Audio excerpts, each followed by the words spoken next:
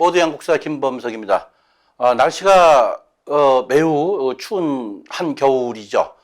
지난 12월 말부터 1월 초까지 아주 강풍이 있어가지고서 연일 영하 10도 이하를 지속한 날이 몇 번 있었죠.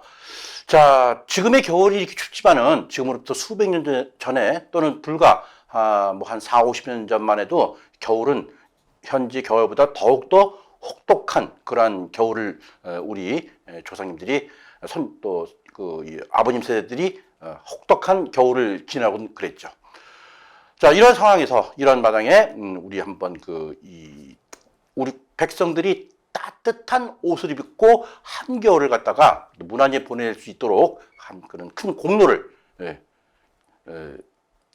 한 공로를 만든 그런 인물, 오늘 문익점 선생에 대해서 한번 정리를 할까 합니다. 자, 문익점, 제가 뭐 선생님이라고 이렇게 별칭을 했지만은 뭐 그냥 편의상 문익점 선생님 또는 문익점, 뭐 고려시대의 문신이었죠. 자, 문익점, 이때 고려시대 당시에 이공수라는 이제 공민왕 때 이제 문신이죠. 문신이 이제 원나라 사신으로 갈 때 문익점이 이제 같이 따라갔던 그런 역사적인 사실이 있습니다.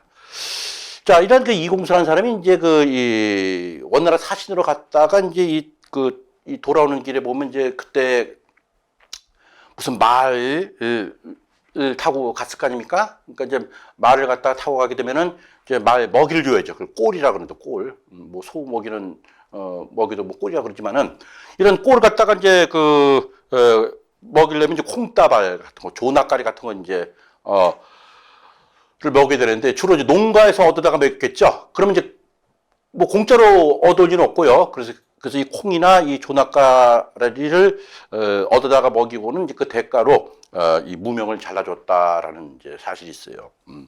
그럼 이 무명은 도대체 어디서 났느냐? 바로 원나라에서 났던 거죠. 이때 당시 우리나라에서는 무명이라는 게 없었죠. 그래서 이 고려시대 때는 이런 추위를 갖다가 이기기 위해서 이 원나라로부터 이 무명을 수입을 했다고 그래요. 그러다 보니까 자연스럽게 고려시대 때의 어떤 어떤 이 자산이 원나라로 많이 유출되는 그러한 상황이 연출이 되었겠죠. 자, 원나라 같은 경우에는 이제 이 무명을 이제 국가 사업으로 해서 이 소위 타국에 이런 목화실을 갖다가 반출하는 것도 엄격하게 통제를 하고 있었고, 그리고 자기만의 독자적인 기술로 해서 무명 생산을 해서 이 또 화약과 더불어서 이 제조 기술을 갖다가 비밀을 붙여가지고서 완제품을 수출하는 거죠. 완제품을 수출해서 독점 이익을 얻고 있었던 상황이 이때 당시였죠. 원나라 말기였죠. 이때 이제 이 문익점이가 이제 이공수를 이제 따라갔었는데, 이 공민왕 시대 때에 이제 무슨 뭐 반대파로 밀려가지고서 문익점이 이제 귀양을 가게 됐다라고 합니다. 자, 이 귀양을 간 문익점은 이곳에서 한 1년 동안 생활을 했죠. 자, 1년 동안 이 귀양살이를 하면서 여름철이면 이 밭에서 말이죠. 이 하얀 이제 목화밭을 구경을 했던 거예요. 여기 보면은 목화밭이 쭉 나오고 있죠. 그래서 목화밭 그러면 목화밭이라는 대중가요, 또 뭐 목화아가씨, 뭐 이런 또 우리 대중가요도 익히 알고 있죠. 물론 우리 세대에 불러졌던 노래지만, 자, 이렇게 이 문익점이가 이제 이 목화실을 갖다가 이제 몰래 행랑에다가 이제 가지고 온 거예요. 원래 목화는 이제 인도가 원산지였죠. 인도가 원산지였고 날씨가 따뜻한 곳에서 재배가 되기 때문에 주로 중국 남쪽에서 이제 재배되기 시작했죠. 그러니까 중국도 이렇게 남쪽에서 이제 재배가 됐고 추운 지방까지는 그것이 목화씨가 이제 확대가 되지는 않았겠죠. 이제. 자, 그래서 문익점은 여기서 이제 생활하다 보니까는 중국 사람들이 보니까 뭐 일반 백성들이나 군인들이 말이죠. 면포옷을 입고 말이죠. 예? 또 소물 옷 안에 또 나와서 보온을 하고 그러면서 또 이것을 갖다가 외국에다 팔으면서 큰 이득을 보는 걸 광경을 본 거예요. 아, 우리나라 백성은 지금 300옷 이런 거 막 그 거친 그런 것을 갖다가 입고서 한겨울을 갖다가 부들부들 떨면서 지내야 되는데 우리 백성들도 이런 따뜻한 그런 솜 이불과 솜으로 안에 놓은 이런 따뜻한 옷을 입으면 어떨까 하는 생각이 당연히 들었겠죠. 자, 그래서 이런 그 유배지에서 이 그 문익점이가 이제 이때가 이제 유배 풀려나서 송강을 쫙 이제 들판에 지날 적이 있었어요. 그래서 늦여름에 이 들판에 하얗게 목화, 아까 사진 봤죠? 목화가 이제 쭉 피어 있었던 거죠. 이때 문익점은 슬쩍 목화씨 10개를 갖다 발라가지고서 행랑에 놓은 거죠. 자, 우리가 보통 알고 있기로는 이 문익점이가 이제 이 붓대롱에다가 씨앗을 이제 놓고 가져왔다 그랬죠. 자, 그것은 이제 조선 후기 때 이제 나온 이야기인데 어떻게 보면 이제 이 목화씨를 문익점 선생님께서 아주 위험을 무릅쓰고 가져왔다는 것을 갖다가 좀 극적으로 표현하기 위해서 만든 하나의 이제 그런 이야기였죠. 그러니까 나쁘게 말하면 좀 조작이고 뭐 왜곡이고 하지만은 어찌됐든 간에 비밀리에 가져온 것만은 사실이죠. 자, 그래서 결국은 성공적으로 몰래 행랑에 목화씨 10개를 가지고 와서 요동을 지나서 북경을 지나서 이제 압록강을 건너서 용케 이제 우리나라로 왔죠. 자, 이때 문익점이가 개경에 들어왔을 때 공민왕은 그 문익점을 벼슬을 이제 귀양 같은 사람이니까 벼슬을 갖다가 박탈해버리고 이제 고향에 이제 내려가게 해버렸어요. 이때 이 문익점은 이 목화씨를 가지고 와서 그죠? 이제 고향으로 들어와서 장인인 정천익과 함께 이제 씨앗을 뿌렸겠죠, 당연히. 이때가 이제 이 장소가 바로 지리산 밑에 있는 단성 두매산골이었죠.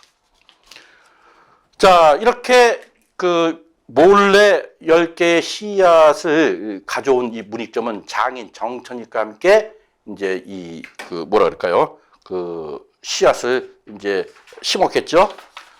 그래서 10개 중에 5개는 문익점 본인이 직접 심고 또 5개는 장인인 정천에게 주어서 심겠죠. 그래서 만일의 경우를 대비해가지고 이제 씨를 이제 나눠 심었겠죠.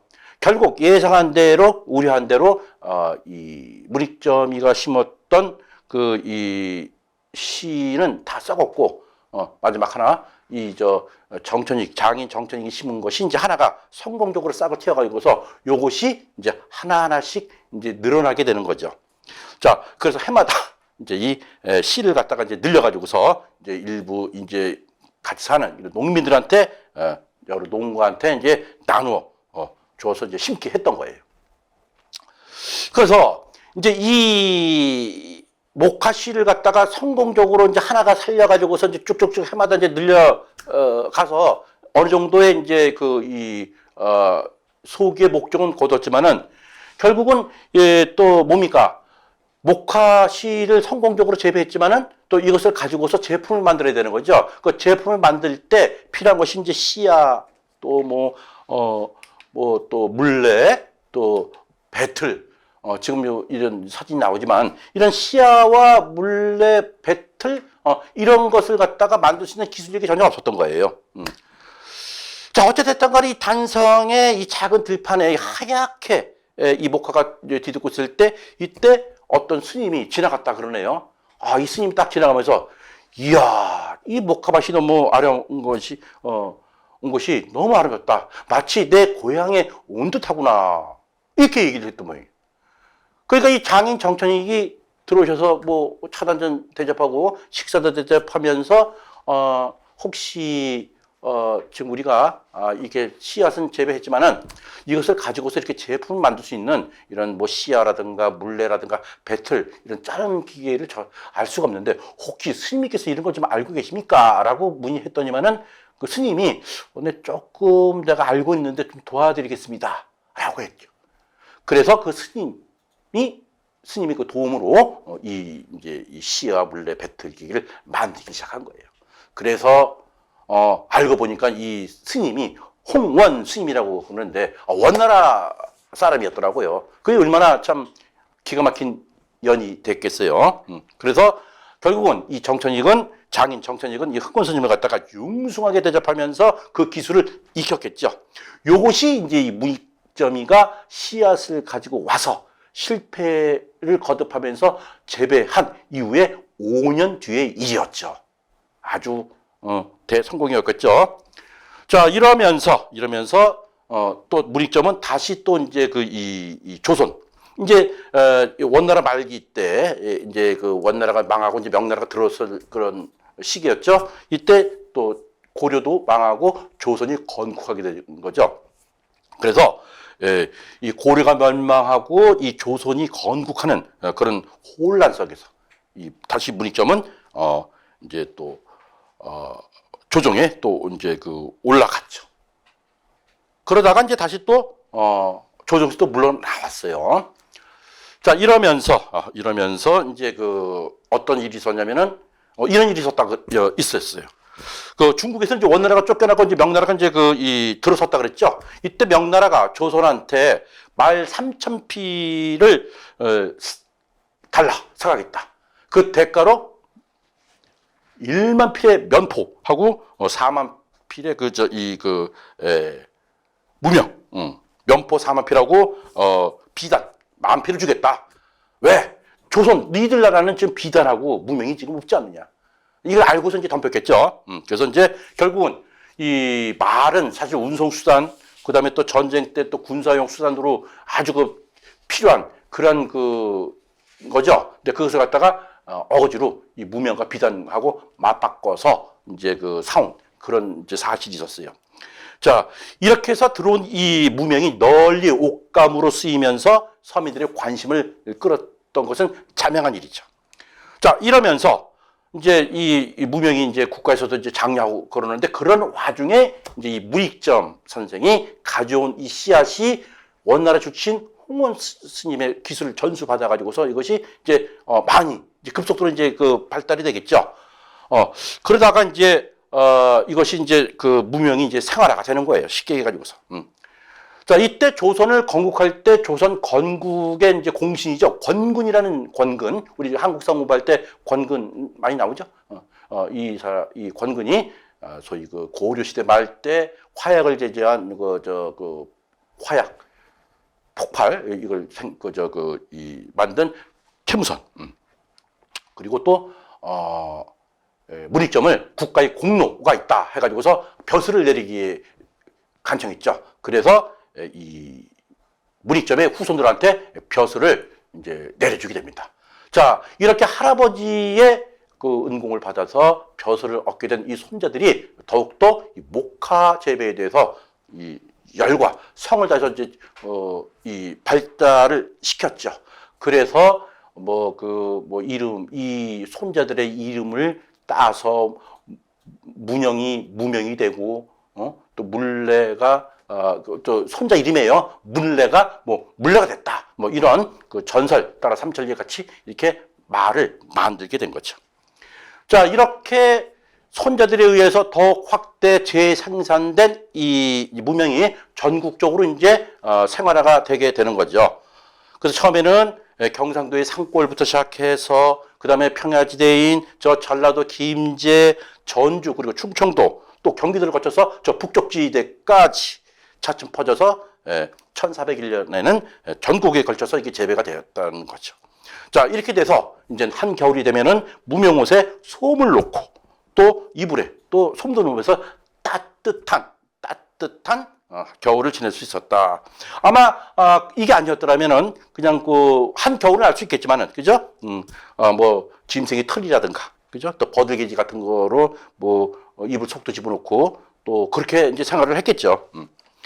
그래서 이 나라에서는 무명을 갖다가 쌀과 함께 조세로도 받았고 또 서민들은 모시 대신 화폐로 교환순으로 삼았던 물물교환의 대상으로 삼았던 것이 바로 이 무명이었다. 이것이 거의 19세기까지 또 이어졌었어요. 실질적으로요.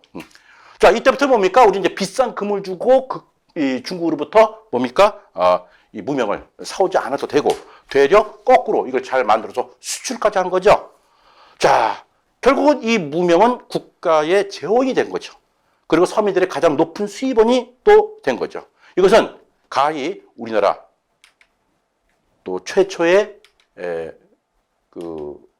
의료 혁명이 되지 않았느냐.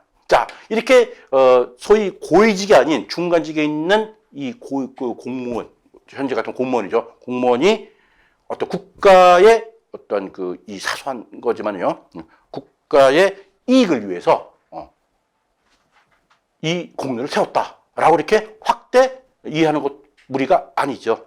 그래서 이렇게 문익점 선생이 이런 백성들에게 따뜻한 이불, 따뜻한 옷을 제공하는 그 목화의 생산을 했던 최초의 인물에 대한 고마움, 그렇죠?